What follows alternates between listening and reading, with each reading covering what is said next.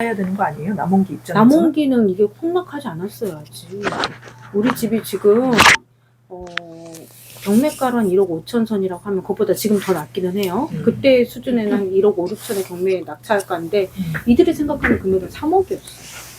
아, 걔네는 집값이 3억이라고 계속 여기 법원에서 뭐 할 때도 계속 3억이라고 주장을 했어. 아, 남원기의 주장이죠. 그렇죠. 남원기의 주장. 남원기의 주장이지만 시장에서는 1억 5천에 팔리고 있었잖아요. 아니지. 시장에서는 누가 이걸 안 사지. 그렇죠. 그러니까 아예 거래가 없으니까 가격을 모르는 그치. 상태였군요. 지네들이 이제 시세 조작을 할 수 있는 힘이 발판이 있으니까. 왜냐면 동네에 2천, 3천채가 그 가격이야. 그러면 누가 봐도 그냥 이 가격이구나 하는 거예요. 근데 그게 매매로 안 이루어지고 전세로만 이루어지다 보니까 눈 가리고 아웅하는 식으로 계속 가격을 숨길 수가 있었지.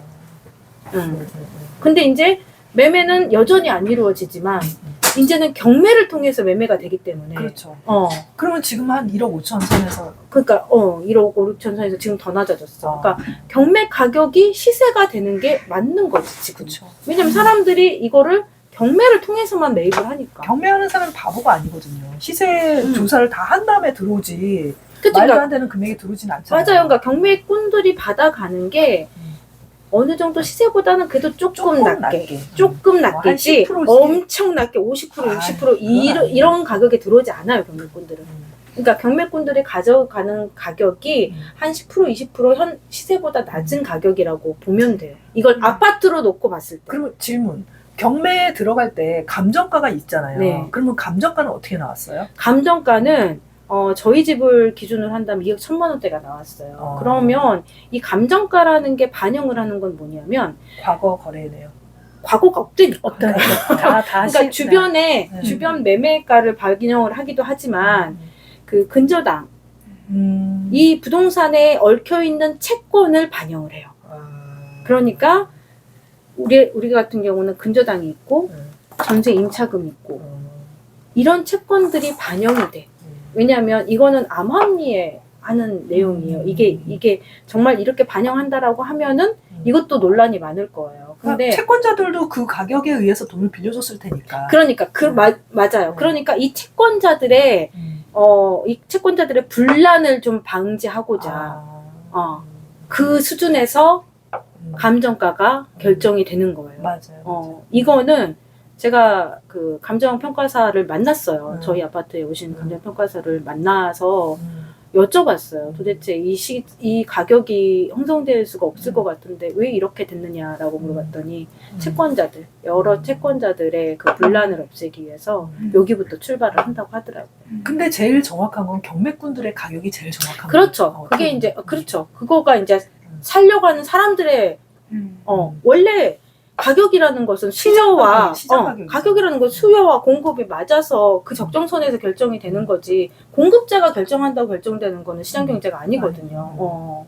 그렇죠. 그러니까 감정가도 이 분란을 막기 위해서 그 시점부터 출발을 할 수 있게끔 정해놓은 가격이다. 이 감정가라는 것이 현 시세다라고 얘기할 수 없다. 왜냐하면 결국에는 경매를 진행한다고 하는 경매에 참여한다 하는 사람들은 결국에는 자기가 원하는 시세가 될 때까지는 기다리는 상황이 되다 보니까 이 가격을 이제 저희 피해자들로서는 인정할 수 없지만 그래도 어쩔 수 없이 시장의 상황에 따라. 근데 그거 봐봐요. 예를 들어 2억 1천만 원대 우리 집이야. 그러면 정말 경기가 좋아가지고 얘가 2억 1천만 원 낙찰이 됐어. 그러면 둘 다 좋은 거야. 그렇죠. 근저당을 가진 채권도 좋은 거고 나도 좋은 거야. 그래서 그 가격에서 시작하는 것 같아요. 다 받을 수 있으니까. 우리가 경기가 좋으면 내 거 다 회수할 수 있어. 그렇지. 집값만 올라가기를 기다려야지. 근데 이건 번해요. 내가 예를 드는 건 아파트의 경우에. 그렇죠. 아파트의 경우. 근데 우리 같이 지금 피해를 본 빌라라든지 이런 주택들은 그게 적용되기가 또 어렵다. 왜냐? 원래 사람들이 선호하는 유형이 아니다 보니까 시장에서 시장가라는 자체가 없다 보니까 특히나 우리나라의 주거 형태상 아파트를 거의 대부분이 최종 목적지로 보잖아요. 그래 버리니까 이제 뭐 빌라든 아니면 오피스텔이든 원룸이든 이런 소형 주택 같은 경우는 결국엔 거쳐가는 거죠.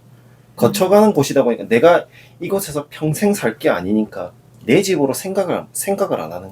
그러니까 우리나라 같은 경우는 특히나 부동산을 자산으로 인식을 하는 경우가 훨씬 많기 때문에 내 집이 아니니까 결국 내 자산이 아닌 게 돼버리는 그런 상황이 돼버리니 결국 지금 같은 이제 전세 사기 대란 뭐 어떤 문제가 발생을 했다 해버리면 결국 그러니까 최전방에 있는 위험군이 돼버리니 그러면 사람들이 다 기피를 하게 되고 결국 그러니까 지금처럼 뭐 월세가 폭등을 한다느니 막 이런 상황이 돼버리니 결국 이제 피해자들의 피해는 갈수록 늘어날 수밖에 없는 상황에서 제가 볼 땐 딱 그런 것 같아요.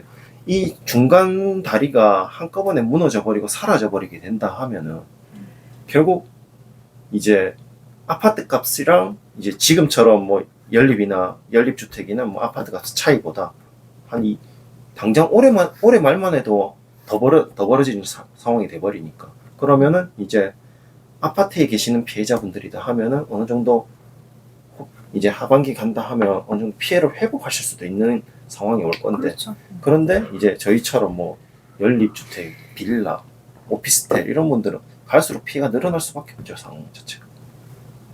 당장에 이제 그리고 특히나 이제 차이가 있는 게 뭐냐면 수도권처럼 이제 인구가 많이 밀집되어 있는 곳이랑 당장에 부산만 하더라도 지금 인구가 너무 많이 빠지고 있는 상황이 돼버리니까 부산이 그래요? 예, 부산도 지금 인구 진짜 많이 빠졌어요. 네, 그러다 보니까 아파트 시세까지 한꺼번에 폭락을 하는 곳에서는 이제 연립주택이나 이런 빌라 같은 비아파트 주택 같은 경우는 가격이 곤두박질을 치는 거죠.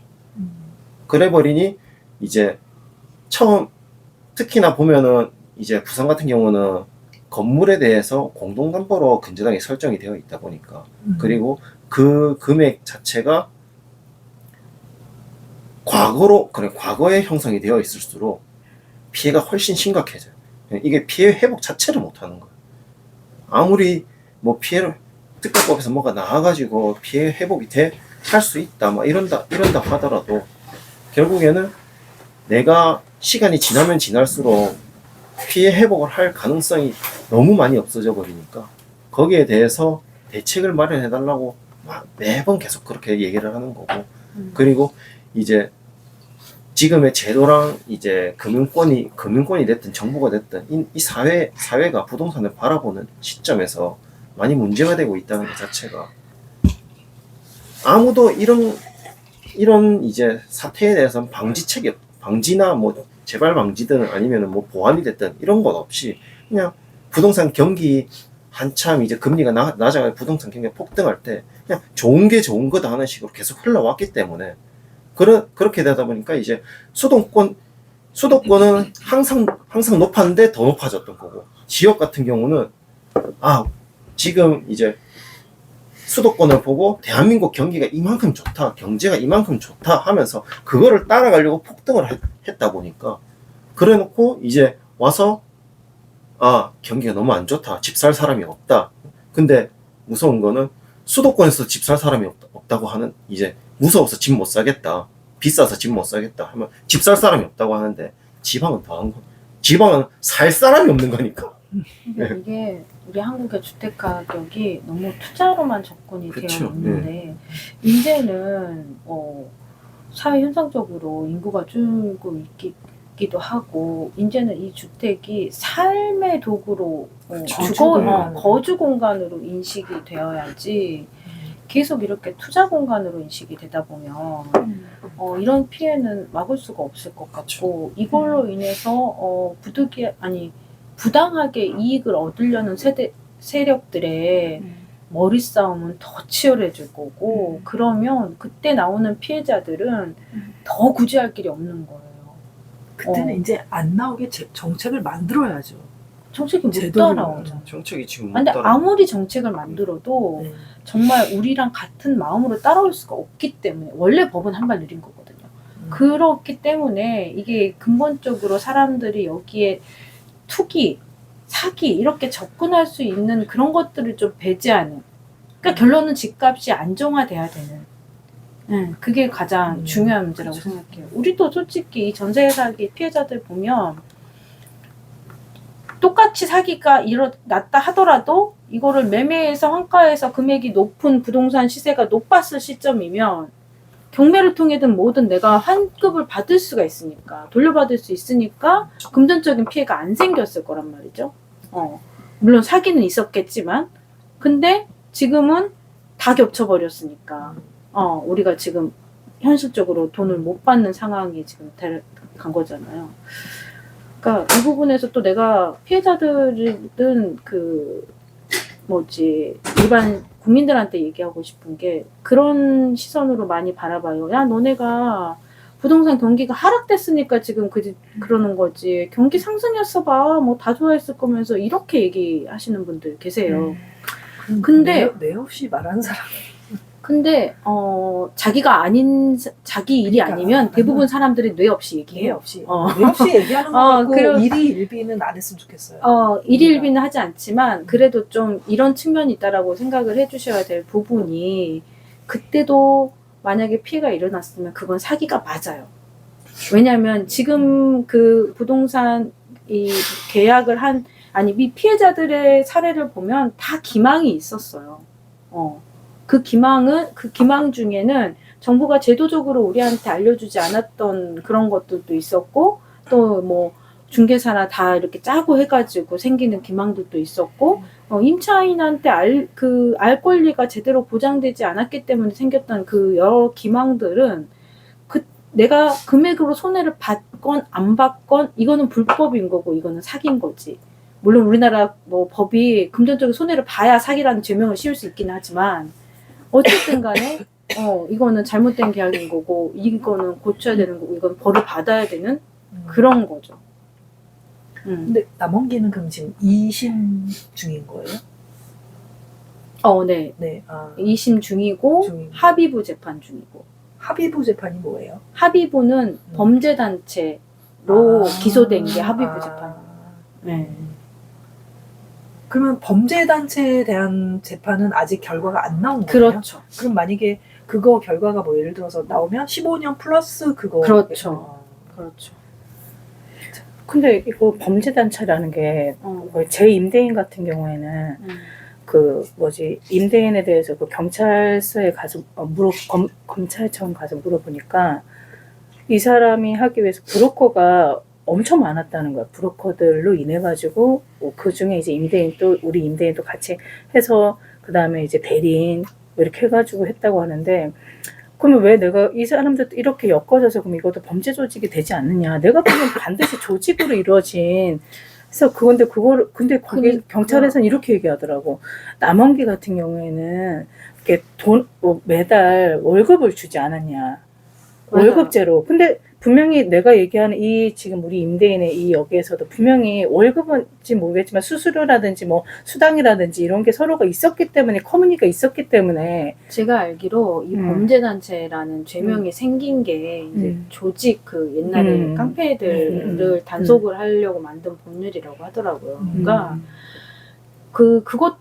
어느 대책에서 얘기를 했는데 전세 사기를 범죄단체로 규정할 수 있는 법도 필요하다라고 얘기를 하더라고요. 그러니까 새로운 유형의 사기 피해인 거잖아요. 솔직히 새로운 유형의. 그러니까 예전에 법은 그 조폭들에 관한 거였기 때문에 그 조폭들에 관해서만 보는 거지. 그러니까 그때는 다 한가적으로 직원이었고 돈 주고 먹여 살렸건 윗사람 명령에 따라서 움직이는. 근데 그 조폭도 결국은 돈 때문에 그렇게 움직인 거니까 아니, 마찬가지야. 명령 체계가 있고 한 그럼요. 조직이었던 거죠. 네. 조폭은 그냥 조직이었잖아요. 네네네. 그러니까 그 이것도 조직에 조직이지. 기반한 얘도 법이었기 조직이지 뭐. 때문에 지금 우리한테 이걸 적용을 함에 있어서 논란이 막 있는 거지. 아니 이게 잠깐만요. 조직이 아닌 뭐가 조직이야? 여보세요? 그 수십 명의 여보세요? 사람들이 모여서 위원장님, 그렇게 네. 했다니까. 네. 감사합니다. 네. 이제 네네. 문제가 뭐냐면 장성민 위원장님 말씀하셨던 것처럼 법이 현 사회의 상황을 못 따라가고 있는 거죠. 그렇죠. 그거는 언제나. 왜냐면 당장에 이제 뭐라고 해야 되나 우리가 막 드라마나 영화 같은 거 보면은 점조직이라서 추적도 힘들어요. 일단은 지금 이런 식으로 저희가 나와버리니까. 유튜브를 찍고 있어가지고 그 부분을 그렇게 조금 이따가 돼버리죠. 제가 다시 전화를 드리면 안 될까요? 진짜? 아까 네. 네. 뭘 누르길래 어. 끝난 줄 알았어. 아니고. 중간에 끊고 다시 하고 있어요. 그러면 남한기 딸은 무슨 재판 받고 있어요? 지금? 아니요, 그러니까 남은기로 흘러갈 게 아니라 이야기하는 게 아니라 맞아. 만약에 범죄단체에 대해서 이야기할 거면 네. 범죄단체가 왜 필요한지를 우리가 좀 더 얘기해봐야 돼요. 범죄단체라는 범죄단체 조직죄라는 거는 아까 말했다시피 원래 깡패들을 잡기 위해서 만들어 놓은 법이에요. 네. 근데 이 법이 어디까지 지금 이용이 되고 있냐?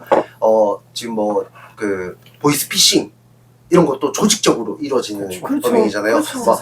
뭐 전화하는 사람 있고 그다음 그걸 그렇지. 지시하는 사람이 있고 이렇게 조직적으로 그냥 우리 법인이 조직적으로 움직이듯이 그 조직을 얘기하는 거거든. 그러면 우리 전사기 단체들도 임대인들도 이렇게 조직적으로 운영을 해서 그 여러 브로커를 하든 뭐 가족들을 이용하든 뭐 주변에 있는 지인들이 이용하든 이것도 범죄단체로서의 역할이지 않냐라고 들어가는데 범죄단체 조직죄가 추가가 되면 어떠한 혜택이 처벌이래. 저희 미술구에서 범죄단체를 처음부터 주장을 했었어요. 왜 그랬냐? 피해자들의 일관된 마음이에요. 우리는 이 사기친 이 새끼들한테서 돈을 환수받고 싶다. 그렇지. 이거는 모든 피해자들의 일관된 그렇지. 마음이에요. 나라 다 필요 없어. 그냥, 근데 그 이거를 사람이 이 사기꾼들한테서 돈을 내가 돌려받으려고 여러 과정을 알아봤더니 할 수 있는 게 없는 거지. 형사를 해도 얘네가 재산이 없다라고 해버리면 안 되고 민사를 해도 재산이 없다라고 해버리면 안 되고 숨겨놓은 재산 내가 일일이 막 뒤지고 해야지 찾을 수 있는 건데 범죄단체 조직죄라는 거는 나라에서 추적을 해준대. 나라에서 이 사람들이 그 숨기고 은닉한 것들을 추적을 해서 찾아준대. 이게 우리 미추홀구가 행태가 보니까 딱 범죄 조직인데 그러면 이걸로 기소를 해달라고 해야지 우리의 재산이 우리의 보증금이 환급받을 수 있겠고 환수받을 수 있겠구나라는 생각에 처음부터 미추홀구에서는 범죄단체 조직죄를 주장을 했던 거고 지금 약간의 모양만 다를 뿐 행태는 그냥 전국적으로 다 똑같거든요. 근데 이 약간의 모양의 다름이 법에서 어떻게 해석을 하느냐에 따라서 이제 이렇게 좀 시시비비가 되기도 하는데 우리 피해자들은 원하는 건 그런 거죠. 이런 형태든 가족을 이용했건 지인을 이용했건 이거는 큰 틀에서 조직해서 사람들을 기망하고 했던 사기이므로 범죄단체를 규정을 해서 그들의 재산을 탈탈 털어서 부당하게 쌓은 이득을 가져갈 수 없게끔 내 돈 돌려달라는 거지. 그렇지. 그래서 피해자들이 범죄단체 조직죄를 주장을 하는 것이고 정부는 마땅히 해줘야 될 일인 거지. 지금까지 이게 적용이 좀 잘 안 됐던 부분이라면 정부든 여당이든 다 나서서 이것들을 확대 적용해서 이 가해자들의 재산을 탈탈 털어서 피해자들에게 돌려줄 수 있는 방안을 강구해야지. 근데 그게 안 되고 있지. 그러니까 지금 정부에서 내는 입장들을 보면 너네가 원하는 거 그냥 보증금 돌려달라는 거잖아. 나라에서 주라는 거잖아. 나라에서 주면은 안 돼. 이러고 있는 거거든. 그게 근데 아니에요. 본질적으로 빼돌린 걸 달라는 그치. 거지. 본질적으로 우리는 나라에서 달라는 게 아니라 생각도 안 했어. 어떻게 해서든지 얘네들을 탈탈 털어달라는 거야. 그렇지. 뭐 애인이든 뭐 여자친구든 부모든 자식이든 다 털어서 뭐 교회든 어디다 헌납을 했다든 뭐 이런 걸 다 털어서 이 이익을 우리한테 돌려달라는 거거든. 근데 그 과정이 계좌만 털으면은 다 나오는 건데. 근데 숨겨서 이제 세탁을 할 수도 있고 하니까 그런 부분들을 해달라는 건데 그런 부분들이 지금 잘 안 되고 있고 근데 그런 부분을 기다리려면 너무 시간이 걸려. 피해자들이 당장 쫓겨나게 생겼어. 그러니까 우리는 당장 경매를 중지해야 했고 그러면 이 과정들을 다 누가 해? 국가가 해. 이 과정들은 단번에 안 돼. 시간이 걸려. 그러하니 국가가 피해자들을 먼저 구제하고 철저하게 파헤쳐서 이 가해자들한테 구상권을 청구해달라. 이게 피해자들의 목소리인 거죠. 그렇지. 그렇지.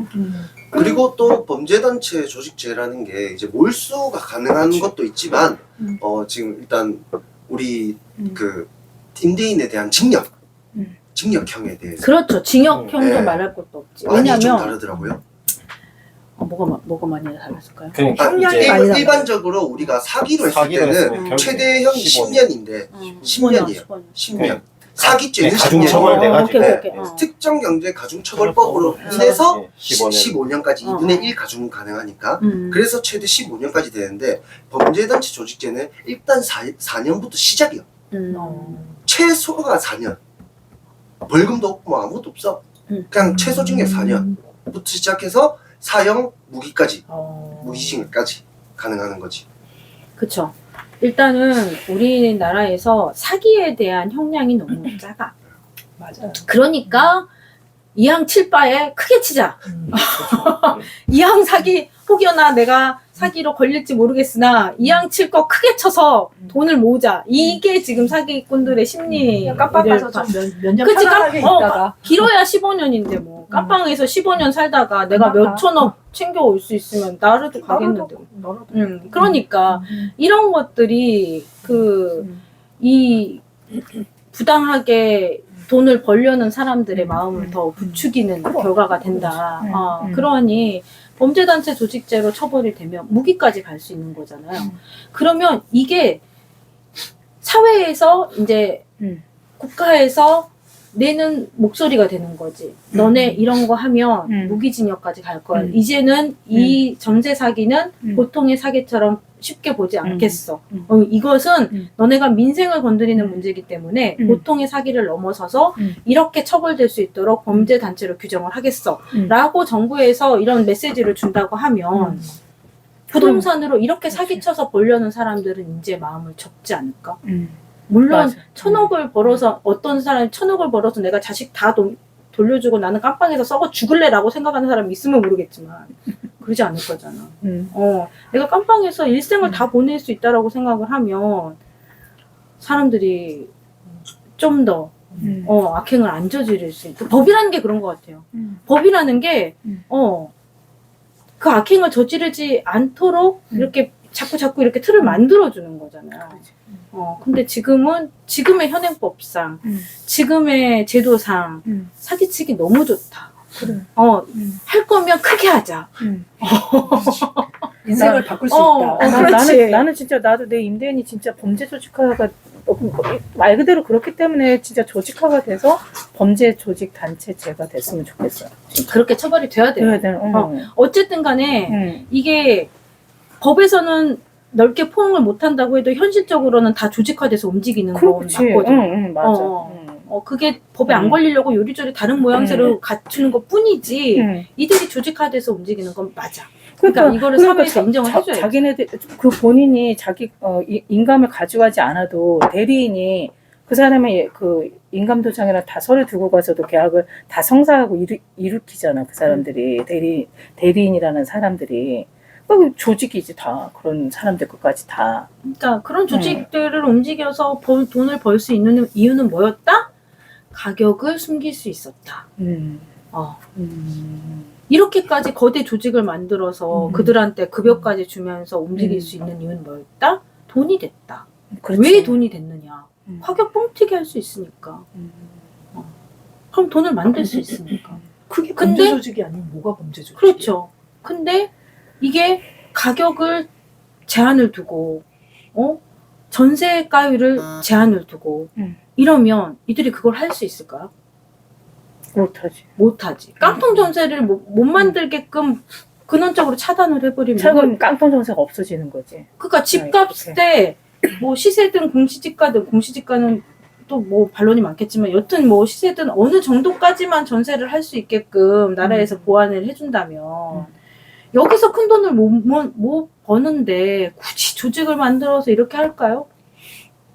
물론 다른 형태가 나올 수도 있겠으나 뭐 그것까지는 나이가 모르겠고 지금 어쨌든 간에 지금 이런 사기가 일어나는 원인은 시세를 조작할 수 있는 여러 제도들이 있다. 근데 아직 그 제도들을 손대고 있지 않다.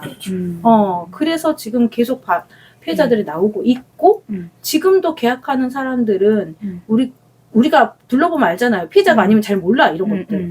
그러니까 당하지 않는 사람은 또 당할 수 있다. 앞으로도 계속 피해자는 나올 수 있다. 이게 지금 우리가 바라보는 현실인 거죠. 또 아까